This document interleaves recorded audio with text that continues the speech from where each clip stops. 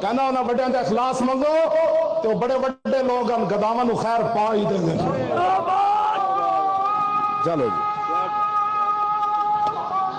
चलिए ओ भाभियां दी अजान ए दा केड़ा दवे ए ते सूर दे सूर चल चलिए।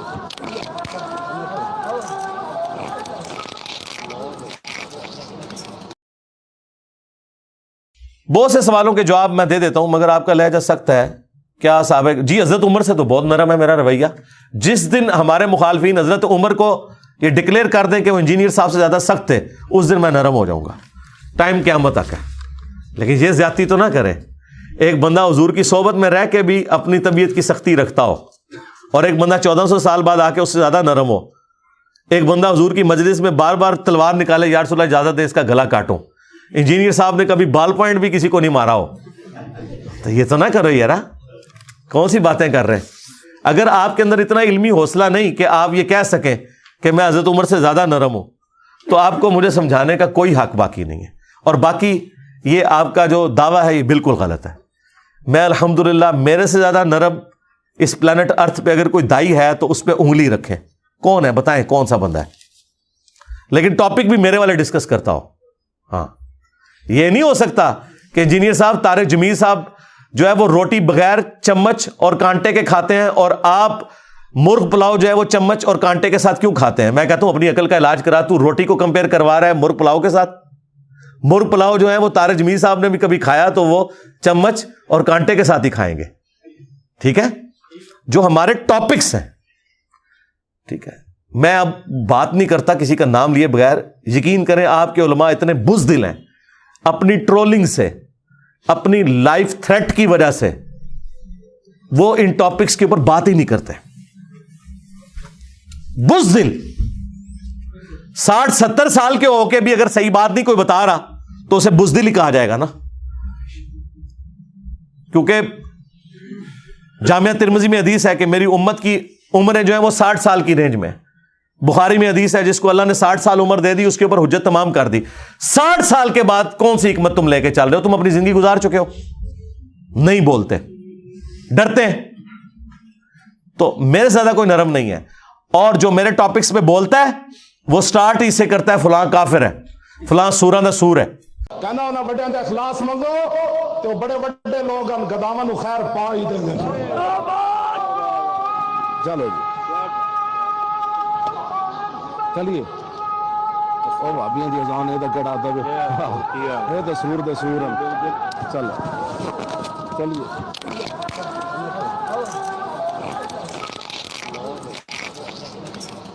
मैंने आज तक सूअर कहा है कभी? मैंने कहा कि वाबी सूअर है? कितने एहतराम से मैं नाम लेता हूं, आला हजरत अहमद साहब बरेलवी साहब, अशरफ थानवी साहब। मेरा यह दावा है मुझसे ज्यादा नरम बंदा ही कोई नहीं है। अगर कोई है तो लेके आए। ये आपका दावा बिल्कुल गलत है, मैं सख्त हूं। मेरे से ज्यादा पोलाइट बंदा ही कोई नहीं है। लेकिन जिस टॉपिक पे मैं बोल रहा हूं उस टॉपिक के ऊपर कोई बोलता नहीं, और जो बोलता है वो फिर जनाब एक बार जड़ा ना आसमान फाड़ के रख छड़ता है, सीधा जन्नम ही पहुंचा के आंदा है। ठीक है, क्योंकि ये टॉपिक ही ऐसा है। जब आप इस हॉट सीट पे बैठते हैं तो आपको पता चलता है। अभी देखें तरीके लब्बैक के एक भाई आए थे, उन्होंने मुझसे 30 सवालात किए। स्टार्ट ही उन्होंने कहा कि आए आपको जेलम जहन्नमी से मिलवाते हैं। आपने मेरे चेहरे के ऊपर कोई नागवारी देखी या पूरे उस इंटरव्यू में कहीं गुस्से का इजहार नजर आया? उन्होंने जितनी बातें की मैंने उसके इल्मी जवाब दिए। ठीक है, बाकी अगर किसी को यह लहजा सख्त लगता है तो उसे यह काम करना ही नहीं चाहिए, उससे फिर मम्मी डैडी काम करने चाहिए। हाँ, ये तो इसी तरीके से है कि आप आर्थोपेडिक सर्जन से ये कहें कि आपके पास जो बंदा भी आता है आप उसकी चीखें क्यों निकलवाते हैं। मैं तो होम्योपैथिक डॉक्टर के पास गया हूं, वहां तो कभी किसी की सी की आवाज भी नहीं आई। तो हम आपको कहेंगे कि आप अपनी इल्मी जहालत दूर करें। आर्थोपेडिक सर्जन के पास वो बंदा आता है जिसकी हड्डी टूटी हुई होती है, या उसकी बाजू टल गई होती है, या उसका टखना टला हुआ होता है। तो जब वो उसको सीधा करेंगे तो चीख तो निकलती है, इसके बगैर कोई चारा नहीं है। दुनिया में कोई होम्योपैथिक एलोपैथिक इलाज नहीं है कि जो टली हुई हड्डी को अपनी जगह पे ले आए जब तक आप उसको खींच के नहीं करते, है कि नहीं? तो सर्जन को आप होम्योपैथिक डॉक्टर से नहीं कंपेयर करवा सकते। मैं होम्योपैथिक भी करता हूं इलाज, हाँ ये ज़हन में रखिएगा।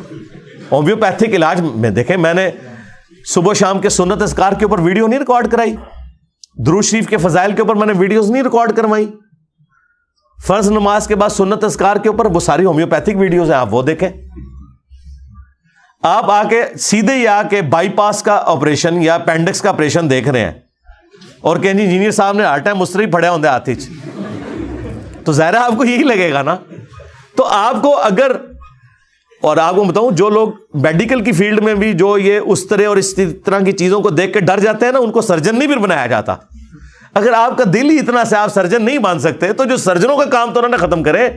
सर्जन दुनिया से खत्म हो गए तो आपके ये कोई भी दवाई वो काम नहीं कर सकती जो सर्जरी कर सकती है। दुनिया में कोई इलाज नहीं है कि जब आपका स्टंट डालने वाला हुआ है तो कोई दवाई आपको ऐसे ही हो कि वो आपका कोलेस्ट्रॉल का वो इशू जो है रिजॉल्व कर दे। स्टंट डलना ही डलना है भाई। और अगर ज्यादा बिगड़ गया तो बाईपास होना है आपका, और उसमें सीधा ग्राइंडर चलता है इधर। हाँ, ये छोटा ग्राइंडर चलाते हैं, कड़ कड़ करके ये सारा आपका सीने की सारी पसलियां तोड़ के यूं खोलते हैं, फिर दिल निकालते हैं और फिर ऑपरेशन करते हैं। फिर यहां से टांग से एक नस निकाल के उसको वो करते हैं। अब आप ये ऑपरेशन एक यूट्यूब पे देख लें एक डॉक्टर का, तो आप उस डॉक्टर पे लानते भेजेंगे क्या?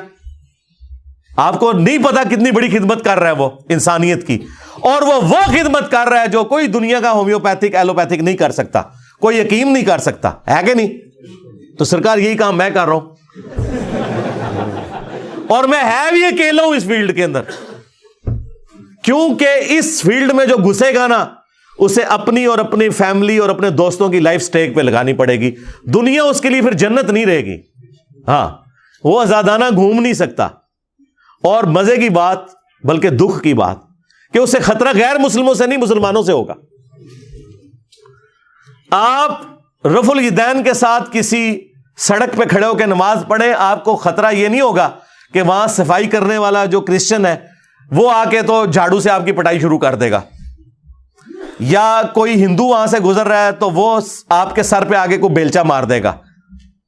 आपको दाढ़ी वालों से, पगड़ी वालों से, उन हनफियों से डर लगेगा जो कहते हैं कि रफुल यदैन मंसूख हो चुका है। तो मुसलमान जब मुसलमान से डरे सुन्नत पे अमल करते हुए, तो वहां फिर अल्लाह ताला ने इंजीनियर जैसी भलाई छोड़नी है ना। देखा कैसे बिलों में घुस गए हैं यार वो बदमाश, जिनके बारे में आपके बदमाश एंकर भी नाम नहीं ले सकते उनके। मैं नाम लेके उन्होंने पुड़ के रख देना और ऐसे दबक दें दोबारा उनकी जुबान नहीं खुलती। देखा कि नहीं? ये मजहबी दहशतगर्द जो आपके मुल्क के अंदर पाए जाते हैं, हर फिरके के अंदर। एक बयान मेरे बारे में देते हैं, मैं ला के आतिश पड़ा छड़ना, वड़ जाने दोबारा निकलने नहीं अपनी खोड़ी चुबार, है ना? तो आया ना काबू मेरे ये। और दूसरे लोग जो हैं वो दबे दबे अल्फाज में बात करेंगे, बाज तंजीमें, बाज लोग ऐसी तैसी नहीं थोड़ी, क्योंकि जाहिर है मैं तो 302 हूं, सीधी सी बात है। हाँ, मेरी लाइफ तो आपने कर दी वनरेबल, ठीक है, मैं तो अपनी जान हथेली पे रख के फिर रहा हूं, लेकिन तुहाडी मंजी मैं ठोक देनी है, तुहाडा कोई बाबा नहीं मैं छड्डना। हाँ, जिन्ना बोलोगे मैं उन्ना तुहानू बेइज्जत करांगा। और मैंने देखें ये करने के बाद कल्चर ही बदल दिया है। कल तक जिन बुजुर्गों का लोग एहतराम करते थे जहालत की वजह से, वो बुजुर्ग इस काबिल नहीं थे, इवन अहले हदीस भी उनके नाम बड़े एहतराम से लेते थे। आज उन बुजुर्गों के नामों पे मीम्स बन रही हैं। और मीम्स कौन बना रहा है? उन बुजुर्गों की इबादत करने वाले जो बाबे थे ना, उनके अपने बच्चे रिवर्ट होके अपने बाबों की मीम्स बना रहे हैं। यह है जनाब तब्दीली दुनिया में। खान साहब तो तब्दीली नहीं ला सके, लेकिन असी जी तब्दीली लानी थी वो लिया छड़ी। पूरा मुसलमानों का कल्चर चेंज हो गया। लोग कहते हैं इंजीनियर साहब स्टूडेंट्स बनाए, कोई मदरसा खोले जिसमें बंदे तैयार करें। सरकार, बंदे तो तैयार इसलिए किए जाते हैं ताकि ये बंदे तैयार करके 100-150 साल में आप अपनी जनरेशन को ट्रांसफॉर्म कर दें दूसरी फॉर्म में। जब हमने इन 10 सालों के अंदर पूरी की पूरी उम्मत मुसलमान का किबला बगदाद शरीफ, देवबंद शरीफ, अजमेर शरीफ, बरेली शरीफ से हटा के مکے اور مدینے کی طرف کر دیا ہے روحانی قبلہ، تو آپ پیچھے کیا کام کرنے والا رہ گیا مجھے بتائیں؟ کون سا ایسا کام ہے جو کرنے والا رہ گیا؟ The damage has been done. ان کے فرقوں کے ساتھ جو ڈیمیج ہونا تھا وہ ہو چکا. اللہ کا شکر ہے. تو الحمدللہ میرے سے زیادہ خوش مزاج یار یہ میری میمز ایویں بنی ہوئی ہیں جو میری ویڈیوز لگی ہوئی ہیں. اگر میں سخت مزاج ہوں تو میرے کلپ ہی نہیں بیچ میں سے آپ کاٹ سکتے. ٹھیک ہے, مزاحیہ ویڈیوز بھی دیکھیں, اور وہ لطیفے نہیں گندے جو مولوی سناتے ہیں نا, اوریجنل واقعات اس پہ دیکھیں. سینکڑوں گھنٹوں کی میری ویڈیوز موجود ہیں جو میں نے واقعات سنائے ہیں. تو میں تو عام طبیعت میں بھی انتہائی مزاحیہ طبیعت کا مالک ہوں, یہ آپ ذہن میں رکھیں. لیکن اس ڈیکورم کا ایک تقاضا ہے. مسلم شریف میں حدیث ہے, نبی علیہ السلام جب ممبر پہ چڑھتے آپ کی آواز بلند ہو جاتی, آنکھیں سرخ ہو جاتی, غصے میں اضافہ ہو جاتا. غصے کے الفاظ ہیں, جیسا کوئی جرنیل اپنی فوج کو تیار کر رہا ہو. نبی علیہ السلام کا جو ممبر کا سٹائل تھا نا جمعے اور عید کا, وہ طارق جمیل یا غامدی سٹائل نہیں تھا, وہ ڈاکٹر اسرار والا سٹائل تھا.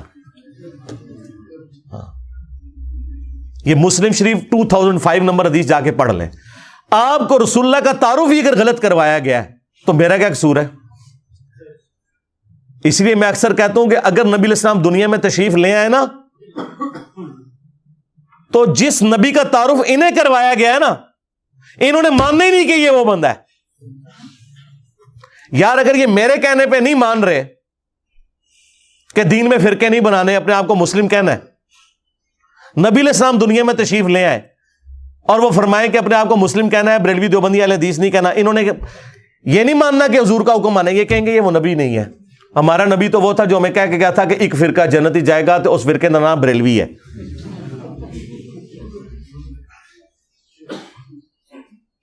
نبی تو یہ غیبی خبر دے کے گئے تھے کہ یہ گندگی ہو جائے گی, تم نے کرنی نہیں. اور اس کو فرقہ نہیں کہا تھا, ایک جماعت کہا تھا حق پہ رہے گی. فرقہ تو وہ ہوتا ہے جو جماعت کو چھوڑ کے الگ ہو جائے. پروفیسی کو انہوں نے اللہ کے نبی کا حکم بنا دیا. یہ اتنے جاہل ہیں, کل کو انہوں نے مسلم کی حدیث پڑھی تو ان کے مولوی تو اس سے مطلب ہی یہ نکالیں گے. حالانکہ عام آدمی نہیں مطلب عام آدمی کو مسلم کی حدیث پڑھائے نا کہ قرب قیامت میں ایسی عورتیں آئیں گی جو لباس تو پہنے ہوئے ہوں گی لیکن ننگی نظر آئیں گی, اور ان کے بارے میں وعید بھی اس میں آئی ہے. یا ایسا چست لباس ہوگا یا ایسا باریک. عام آدمی پڑھ کے اس سے اپنی گھر کی عورتوں کو سمجھائے گا کہ چست اور باریک لباس نہ پہنو, لیکن مجھے ڈر ہے کہ مولوی اس میں سے ڈر نکالے گا, ایت حضور نے فرمایا سی ہوئے گا, کل تو میری زنانی بھی باریک لباس پائے گی. تو یہی کر رہے ہیں نا, حضور نے فرمایا سی کہ 73 فرقے ہوں گے, اور حضور نے یہ نہیں کہا تھا کہ فرقے بڑھاؤ. آپ نے تو رونا رویا امت کا کہ بنی اسرائیل 72 میں بٹ گئی تھی اور سب جہنم میں چلے گئے تھے. میری امت 73 میں بٹے گی اور 72 یہاں بھی جہنم میں ہی جائیں گے. اور جنمی کہہ کے گئے نے پھر کیا حضور, اور پھر میں ایک گروہ حق پہ رہے گا. بخاری مسلم میں آیا, اور امام بخاری نے اس پہ پتہ کیا باب باندھا ہے, ہوا اہل العلم, اس سے مراد اہل علم ہے. ایک گروہ, فرقے سارے جہنمی ہیں. وہ جو ایک ہے نا وہ فرقہ نہیں ہے. عربی میں فرق کہتے ہیں ٹوٹ کے الگ ہونے کو. درخت سے جب کوئی پتا ٹوٹتا ہے نا اسے کہا جاتا ہے یہ فرق ہو گیا. درخت فرقہ نہیں ہے. آپ پتا نہیں کہہ سکتا تو بھی ایک فرقہ میں بھی ایک فرقہ, ایسا نہیں ہوگا. تو اصل تھی نبی علیہ السلام, صحابہ اور اہل بیت, ان میں سے فرقے بننا شروع ہو گئے. بعد میں خوارج آ گئے, معتزلہ آ گئے, ناصبی آ گئے, رافضی آ گئے, اور کرتے کرتے اب تو 7100 فرقے بنے ہوئے ہیں. وہ اپنی اصل کو چھوڑ گئے. ہم نے اس اصل کی طرف جانا ہے. جس دین کا یہ حال ہو چکا ہو اس کے ماننے والوں کا کہ آپ اپنا تعارف ہی نہیں کروا سکتے کہ میں مسلمان ہوں. آپ کسی بریلوی کی مسجد میں جائیں نا اور آپ سے پوچھیں کہ آپ کس فرقے سے, آپ کے میرا کوئی فرقہ نہیں, میں مسلمان ہوں. آگے سے وہ کہے گا میں کافر ہوں.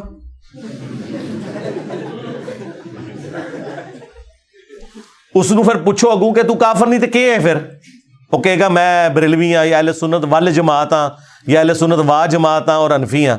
انہوں کو یار اے ذرا 10 قرآن دی کتنے لکھے آئی تو ٹائم قیامت تک کی کڈ اپنی طرف سے بنائی ہوئی چیزیں. یعنی ایک غریب اور تو بدتمیز ایک جہل وہ تو کانفیڈنس لیول آسمانہ تے ہے، یعنی جہالت کے باوجود کانفیڈنس لیول ہے. تو ان کی مثال ان ٹین ایجز بچوں کی سی ہے جو ویلنگ کر رہے ہیں موٹر بائک پہ اور یہ سمجھے ہوئے ہیں کہ میرا کبھی ایکسیڈنٹ نہیں ہونا، میں ماشاءاللہ بڑا ایکسپرٹ ہوں. اور دیکھنے والے بچارے یا بدوائیں دے رہے ہوتے ہیں یا دعائیں دے رہے ہوتے ہیں کہ اللہ اس دی خیر کریں، انہیں وجڑیں کتنے جا کے، چل خود بھی مر جائے نا، رام موت مر جائے کوئی مسئلہ نہیں ہے. دکھ یہ ہوتا ہے جب کسی دوسرے کو جا کے یہ مارتے ہیں. مجھے بتائیں، ایک شریف آدمی اپنی بیوی اور 2 بچوں کے ساتھ موٹر بائک پہ جا رہا ہے اور پیچھے سے یہ ویلنگ کرتے ہوئے آئے اور اس کو ٹھوک دیں، ٹھیک ہے، اس کی بیوی یا بچہ مر جائے، اس کا کیا قصور ہے؟ تو آرام موت مرا تھا، اس کو تو نے کیوں اس تکلیف میں ڈالا؟ لیکن وہ کر رہے ہیں کیونکہ ان کو پتہ ہی نہیں کہ اس کے رزلٹ کیا نکلنے والے ہیں. بس یہ بھی ان کا بھی یہی حال ہے. ہم لوگوں کو الحمدللہ اس لیے ایجوکیٹ کر رہے ہیں. اور پھر مثالیں دیتے ہیں. وہ کہتے ہیں جی انجینئر صاحب جو یہ کہتے ہیں نا سارے فرقے میرے خلاف ہو گئے ہیں، تو وہ غلام احمد قادیانی دجال بھی یہی پلی لیتا تھا. سرکار، غلام احمد قادیانی دجال یہ جو پلی لیتا تھا تو اس کے بعد وہ تمہیں کافر کہتا تھا. ہم تم سب کو مسلمان سمجھتے ہیں، بالکل 180 ڈگری ہے. اور اس سے بڑھ کر تم اس کی شیطانی اولاد ہو، تم ایک دوسرے کو کافر سمجھتے ہو. میرے ساتھ کیسے کمپیریزن کروا رہے ہو؟ اگر غلام احمد قادیانی دجال کے خلاف سارے فرقے ہو گئے تھے نا، تو غلام احمد قادیانی دجال ان سب کو کافر سمجھتا تھا. اگر تم لوگ میرے خلاف ہوئے، اور تم لوگ سے مراد تمہارے مولوٹے مولوی عوام تو تمہاری ساری ادھر آ گئی ہے، اسی لیے تو تمہاری روٹی روزی بند ہوگی. حالانکہ میں نے کسی کو نہیں کہا ان کی روٹی روزی بند کرو، لوگ خود ہی بند کر دیتے ہیں میرے کہنے پہ نہیں. میں کبھی نہیں کہتا کہ بند کرو. تو تم لوگ کٹھے ہوئے ہو نا، تو میں تمہیں اب بھی مسلمان سمجھتا ہوں، نمازیں تمہارے پیچھے پڑھتا ہوں، چندے تمہیں دیتا ہوں. تو کتنا بڑا ڈفرنس ہے. اور اس سے بڑھ کر قادیانی کے طریقے پہ تو تم لوگ ہو، تم ایک دوسرے کو کافر کہتے ہو. کہتے نہیں کافر نہیں کہتے، ہم کہتے ہیں کہ ٹھیک ہے پھر لکھ کے دو، کوئی بڑا تمہارا لکھ کے دے کہ ہمارے سوا جتنے فرقے ہیں ان کے نام لکھے، اور یہ ساتھ لکھے کہ ان کے جو جو عقیدے ہیں انہی عقیدوں پہ اگر یہ مر گئے تو ایک نہ ایک دن جنت میں چلے جائیں گے. کوئی بریلوی دیوبندی اہل حدیث آپ کو لکھ کے نہیں یہ دے گا. کیوں لکھ کے دے؟ ان کے بڑے اسلام سے ایک دوسرے کو نکال کے گئے ہوئے ہیں. احمد بریلوی صاحب نے احکام شریعت میں لکھا ہے کہ دیوبندی ہو، اہل حدیث ہو، قادیانی ہو، قادیانی کافروں کو بیچ میں شامل کیا، یا رافضی شیعہ ہو، نیچری ہو، یعنی یہ نیچر کے ماننے والے لوگ، یہ سب کے سب لوگ 1,00,000 دفعہ بھی اللہ کا نام لیں ذبیحے کے اوپر، ذبیحہ مردار رہے گا. البتہ یہود و نصارہ کا ذبیحہ حلال ہے. یعنی اعلی حضرت کے نزدیک وہابی، اہل حدیث، دیوبندی، شیعہ یہ یہود و نصارہ سے بھی بدتر ہے، اور قادیانیوں کے ساتھ انہیں شامل کیا ہے. تو یعنی یہ قادیانیوں کی طرح سمجھتے ہیں ایک دوسرے کو. اور ملفوظات اعلی حضرت کی جو پہلی جلد ہے نا، پہلا حصہ، وہ اعلی حضرت نے خود ورڈ بائی ورڈ پڑھا ہوا ہے. ان کے بیٹے مفتی اعظم انڈیا جو تھے مصطفیٰ رضا خان نوری، جن کی وہ نعت ہے تو شمع رسالت ہے عالم تیرا پروانہ، 1981 میں ان کی ڈیتھ ہوئی تھی. انہوں نے اپنے والد احمد بریلوی صاحب کے ملفوظات جمع کیے، اور اس کا جو پہلا حصہ ہے نا وہ اعلی حضرت کو ورڈ بائی ورڈ پڑھوایا ہے.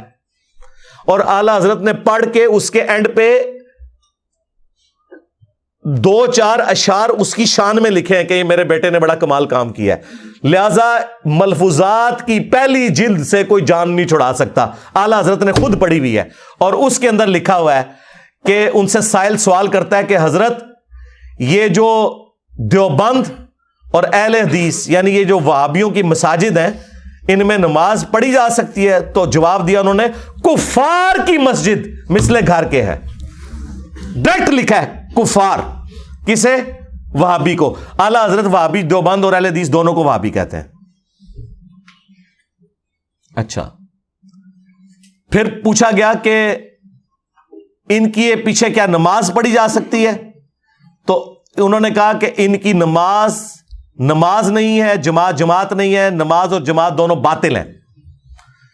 تیسرا پوچھا گیا ان کی اذان کا جواب دیں تو انہوں نے کہا کہ ان کی اذان بھی ان کی نماز کی طرح باطل ہے، البتہ اذان میں جب اللہ یا محمد صلی اللہ علیہ وآلہ وسلم کا نام آئے تو آپ عز وجل اور صلی اللہ علیہ وآلہ وسلم کہہ سکتے ہیں، ورنہ ان کی اذان بھی باطل ہے، اذان کا جواب دینے کی بھی ضرورت نہیں ہے۔ ظاہر ہے جن کے پیچھے نماز نہیں ہو رہی ان کی اذان کہاں سے ہوگی؟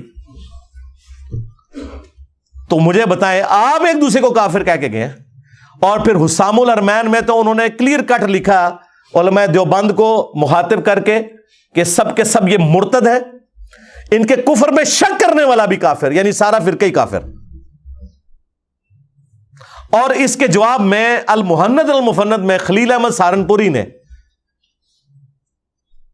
35 کے قریب علماء دیوبند کے سگنیچر ہیں اس میں، انکلوڈنگ اشوری تھانوی، اور بعد میں بھی کافی لوگوں نے ایڈ کیے ہیں۔ اس میں انہوں نے لکھا کہ احمد بریلوی اور ان کی پوری جماعت ایک شیطانی لشکر ہے جو ہم پہ حملہ آور ہو گیا، اور جس طرح کے انبیاء کرام پہ شیاطین حملہ آور ہوتے تھے، انبیاء کے خلاف جو شیاطین کھڑے ہوتے تھے وہ مسلمان ہوتے تھے یا کافر؟ کافر۔ دیوبندی اپنے آپ کو بچاتے ہیں، نہیں انہوں نے شیاطین کہا، کافر تو نہیں کہا۔ تو جناب یہ مسلمان شیاطین تھے جو انبیاء کے خلاف کھڑے ہوتے تھے، اور کہا کہ علماء دیوبند رضی اللہ عنہم، ویسے ہی کہتے ہیں جی آپ رضی اللہ عنہم نہ کہیں، اپنے مولویوں نے 14ویں صدی دے رضی اللہ عنہم۔ اور پھر المہند میں انہوں نے یہاں تک لکھا کہ محمد بن عبد الوہاب کی جو جماعت ہے یہ اہل حدیث وہابی، یہ خوارج ہے، آج ریالوں کے چکر میں ایک ہے، ایک دوسرے کو آپ اسلام سے نکال کے گئے ہوئے ہیں۔ اسی طریقے سے البریلویہ کتاب کے اندر جو کچھ انہوں نے بریلویوں کے ساتھ کیا ہے، جو جھوٹی باتیں ان کی طرف منسوب کی ہیں اور جو اس کے بعد کنکلوڈ کیا ہے، ان کو بھی اسلام سے باہر نکالا ہوا ہے انہوں نے۔ تو مجھے بتائیں، تم آپس میں ایک دوسرے کو اسلام سے باہر نکال دو، ایک دوسرے کے پیچھے نمازیں پڑھنے کے قائل نہیں، ایک دوسرے کو یہود و نصارہ سے بدتر کہہ رہے ہو، تو تم غلام احمد قادیانی دجال کے طریقے کے اوپر ہو یا میں ہوں؟ یہ تو وہی کہتا تھا نا کہ جو مجھے نہیں مانے گا وہ کافر ہے، تم نے بھی یہی کہا ہوا ہے۔ اور ہم دیکھیں کتنا حوصلہ رکھتے ہیں کہ تم سب کو مسلمان سمجھتے ہیں، تمہارے پیچھے نمازیں پڑھتے ہیں، سب سے بڑھ کر تمہیں چندے دیتے ہیں جو تمہارے لیے زندگی موت کا مسئلہ ہے۔ مجھے نہیں یاد پڑتا کہ میں کسی مسجد میں ایک دفعہ نماز پڑھوں اور میں وہاں چندہ نہ دے کے نکلوں۔ میں یہ حق سمجھتا ہوں کہ جس مسجد کے پنکھے کے نیچے میں نے نماز پڑھی یا کبھی کبھار وضو کیا، ویسے تو عموماً میں وضو گھر سے ہی کرتا ہوں، تو اس مسجد کا حق ہے کہ میں اس کو کنٹریبیوٹ کروں، کم از کم اتنی ہینڈسم اماؤنٹ دوں کہ وہ ایکویلنٹ اس کے ہو۔ اللہ کا شکر ہے۔ تو آپ اس حوالے سے دیکھیں تو سب سے سافٹ ہمارا یہ پلیٹ فارم بنتا ہے الحمدللہ۔ تو لہذا یہ جو علماء اس قسم کی جو چیخوں پکار کرتے ہیں، یہ چیخیں تو آنی ہیں، اور مجھے تو یہ چیخیں سن کے یقین کریں میرا تو حوصلہ بڑھتا ہے کہ یار ماشاء اللہ تعالی ٹارگٹ کے اوپر چیز پہنچ گئی۔ اور ان کی یہ چھپی ہوئی 2 نمبریاں کبھی آپ پہ ایکسپوز نہیں ہونی تھی، جو ہمارے اس پلیٹ فارم کی برکت سے ہو گئی کہ اب انہوں نے دین کا کام کرنا چھوڑ دیا ہے۔ اب دین کا کام صرف یہ ہے کہ میں نے مرنے سے پہلے ایک کلپ انجینئر کے خلاف ضرور بنانا ہے۔ جس طرح پہلے مسلمانوں کی خواہش ہوتی تھی نا کہ مرنے سے پہلے ایک مسجد ضرور بنانی ہے، اب ہر مولوی کی خواہش یہ ہے کہ مرنے سے پہلے ویسے ایک ترہن دے کو نہیں جے ایک کلپ نہیں بنا دے، وہ مزہ آنا شروع ہو جاتا ہے، پھر اس میں ویڈیو ایڈز چلاتے ہیں، اس سے کمائی کرتے ہیں۔ آپ ان کی ویڈیوز دیکھیں، اگر یہ میرا نام نہ لکھیں اور میری تصویر نہ لگائیں، پھر ان کی ذرا ویورشپ دیکھ لیں، 200-250 سے زیادہ لوگ 50 60 70 لوگ دیکھتے ہیں، اور اسی چینل پہ آپ دیکھیں گے ایک ویڈیو 50,000 لاکھ کراس کی ہوئی ہے صرف اس وجہ سے کہ میری تصویر لگائی ہوئی ہے۔ اور چلیں وہ ہم نہیں کہتے آپ کا رائٹ ہے آپ لگائیں، لوگ کہتے ہیں جی صاحب بھی تو تصویریں لگا کے مشہور ہوئے ہیں، نہ سرکار، بالکل غلط بات۔ میرے 200 مسئلہ نمبر ریکارڈ ہیں جو ہماری اس دعوت کی ریڑھ کی ہڈی ہیں، کسی ایک میں بھی کسی مولوی کا نام یا تصویر نہیں لگی ہوئی، صرف میری تصویر اور ٹاپک لکھا ہوا ہے۔ یہ تو 2015 کے بعد جب مولوی میرے خلاف بولنا شروع ہوئے اور جھوٹے الزامات لگانا شروع کیے اور نعوذ باللہ مجھے قادیانیوں کے ساتھ ملانے کی کوشش کی، پھر میں نے ان لوگوں کی تصویریں لگا کے انہیں ریبٹل کیا ہے۔ جی ہاں، ورنہ 2008 میں ریکارڈنگ شروع ہوئی، 2010 اکتوبر سے پراپر 2010 سے لے کر 2015-16 تک 5-6 سال ہم نے کبھی کسی مولوی کی تصویر لگائی نہیں، بلکہ تھم نیل بھی نہیں تھے شروع میں ہوتے. ابھی بھی 90% مسئلہ نمبر کے تھم نیلز ہیں ہی نہیں ہے. یہ تھم نیلز تو لگنے شروع ہیں 2000 آلموسٹ 16-17 کے اندر. پہلے تو مجھے پتہ ہی نہیں تھا کہ یہ تھم نیل بنانے کا طریقہ اور یہ اس طریقے سے سمپل ہی اپلوڈ ہوئے ہوتے تھی ویڈیوز. تو یہ آپ لوگوں نے کیا تو پھر میں نے ریبٹل کیا. اور دوسرا، تمہارے جن مولویوں کی تصویریں ہم نے لگائی ہوئی ہیں ان کی تو اپنی ویورشپ سینکڑوں میں ہے، ان کی تصویر لگا کے میری ویورشپ لاکھوں میں کیسے آ سکتی ہے لاجیکلی اسپیکنگ؟ یعنی مفتی منیب صاحب سعد رضوی صاحب کو ساتھ بٹھا کے پریس کانفرنس کریں تو پورے پاکستان میں سے 14 یا 15 ہزار بندے یوٹیوب پہ ویڈیو دیکھیں، اور میں اسی ٹاپک کے اوپر ٹی ایل پی کے حوالے سے کے پی کی گورنمنٹ کو کنڈیم کروں کہ آپ لوگوں نے میلاد کے جلوس کے ساتھ جو کچھ کیا یہ بالکل زیادتی کی ہے. وہ ویڈیو جو ہے وہ 1.25 لاکھ بندہ دیکھ لے 24 سے 48 گھنٹوں کے اندر،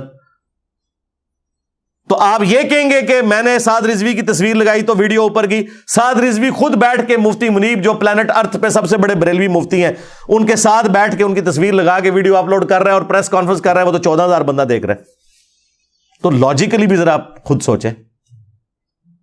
تو یہ سارے فرقوں کا آپس میں ایک ہونا، چلے آپ کی یہ خواہش میں نے پوری کر دی. آپ کہتے تھے نا اتحاد امت کروائیں انجینئر صاحب، اتنا بڑا اتحاد امت آپ نے دیکھا ہے کہ سب ایک دوسرے کو مفتی صاحب حضرت صاحب جو ایک دوسرے کو سلام کا جواب دینے کے قائل نہیں ہے،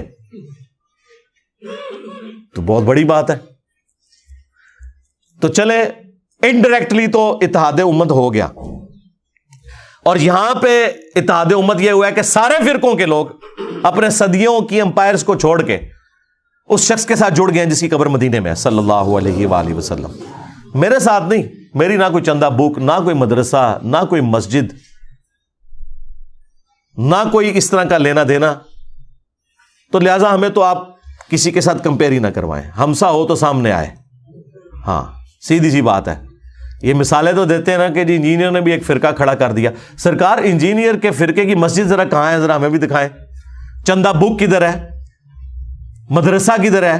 کوئی نہیں.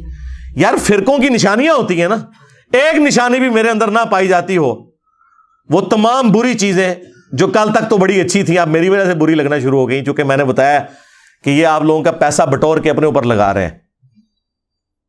تو آج وہ کوئی ایک چیز بھی میرے اندر موجود نہ ہو، الٹا ہم آپ کے پیچھے نمازیں پڑھیں، آپ کو چندے دیں، پھر ہمیں کس طرح فرقہ کہیں گے آپ؟ ہم لوگوں کو قرآن و سنت کے ساتھ جوڑیں، آپ لوگ اپنے بزرگوں کی کتابوں کے ساتھ جوڑیں. تو یہ میں وقتاً فوقتاً اس لیے باتیں ریپیٹ کرتا ہوں تاکہ ہمارے جو اسٹوڈنٹس ہیں نا ان کو اپنا ویژن بالکل کلیئر ہونا چاہیے. ان کے اوپر ٹائم ضائع کرنے کی ضرورت نہیں. عام عوام ماشاءاللہ اتنی کروڑوں میں ہے جو بات سننے کے لیے تیار ہے، خصوصاً جو باہر کے ملکوں میں لوگ بیٹھے ہوئے ہیں نا، وہ تو یقین کریں پاکستان کے علماء اور ان کے فرقوں کو اتنی حقارت کی نظر سے دیکھتے ہیں کہ آپ کی سوچ ہے. تو وہ خود بخود انہیں اندازہ ہو جاتا ہے کون بندہ قرآن و سنت کے مطابق چل رہا ہے اور کون جو ہے وہ اپنے بزرگ بابوں کی تعلیمات کو لے کے چل رہا ہے. تو اللہ کا شکر ہے یہ دعوت کا کام دن بدن پھیل رہا ہے. اللہ تعالیٰ نبی صلی اللہ علیہ وآلہ وسلم کی ختم نبوت کی برکت سے اس دعوت کے کام کو دن دگنی اور رات چگنی ترقی عطا فرمائے، اور اس پلیٹ فارم کو امام محمد بن عبداللہ المہدی رضی اللہ تعالیٰ عنہ علیہ السلام کے لیے ایک راہ ہموار کرنے کا ذریعہ بنائے. آمین. صلو علی محمد و آل محمد.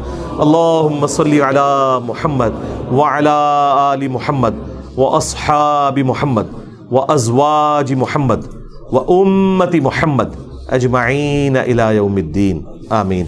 لو جی تہاڈا پورا تھدا مکا چھڑے میں کسی دی پرچی اگے آئی ہوئے میں نہ پڑھی ہو. اللہم انی اسألک بانک انت اللہ لا الہ الا انت الاحد الصمد الذی لم یلد ولم یولد ولم یکن لہ کفوا احد. اللہم صلی علی محمد وعلی آل محمد. اللہم ربنا آتنا فی الدنیا حسنہ وفی الآخرۃ حسنۃ وقنا عذاب النار. ربنا آتنا من لدنک رحمۃ وہیئ لنا من امرنا رشدا. لا الہ الا انت سبحانک انی کنت من الظالمین. ربنا هب لنا من ازواجنا وذریاتنا قرۃ اعین وجعلنا للمتقین اماما. اللہم اغفر لحینا ومیتنا وشاہدنا وغائبنا وصغیرنا وکبیرنا وذکرنا وانثانا اللہم من احییتہ منا فاحیہ علی الاسلام ومن توفیتہ منا فتوفہ علی الایمان۔ اے اللہ ہماری، ہمارے ماں باپ کی، ہمارے بیوی بچوں کی، پوری امت کی مغفرت فرما۔ اے اللہ جن جن بھلائیوں کا سوال تیرے محبوب صلی اللہ علیہ وآلہ وسلم نے تجھ سے کیا، ہمارے حق میں، ہمارے ماں باپ کے حق میں، بیوی بچوں کے حق میں، پوری امت کے حق میں قبول و منظور فرما۔ جن جن چیزوں کے شر سے تیرے محبوب علیہ السلام نے تیری پناہ طلب کی، تمام مسلمانوں کو ان چیزوں کے شر سے اپنی پناہ عطا فرما۔ اے اللہ حاضرین کے دلوں میں جو جو نیک اور جائز دعائیں ہیں قبول فرما۔ حاضرین کے جو چھوٹے بڑے رشتہ دار بیمار ہیں شفا عطا فرما، جو فوت ہو چکے ان کی مغفرت فرما۔ اے اللہ تمام دنیا کے مسلمانوں کی تمام دینی دنیاوی جسمانی روحانی ظاہری باطنی پریشانیاں تکلیف مصیبتیں دکھ بیماریاں دشواریاں دور فرما۔ خصوص بالخصوص اے اللہ کشمیر میں، انڈیا میں، فلسطین میں، چائنا میں، یمن میں، عراق میں، شام میں، پاکستان میں، افغانستان میں، جہاں کہیں مسلمان کس پرسی کی زندگی گزار رہے ہیں، غیب سے ان کی عزت آبرو جان و مال کی حفاظت فرما۔ اے اللہ ہمارے ملک پاکستان کی خیر فرما، پورے عالم اسلام کی خیر فرما، اندرونی اور بیرونی خطرات سے محفوظ فرما۔ سبحان ربک رب العزت عما یصفون وسلام علی المرسلین والحمد للہ رب العالمین وصلی اللہ علی النبی الکریم وعلی آلہ وصحابہ اجمعین الی یوم الدین۔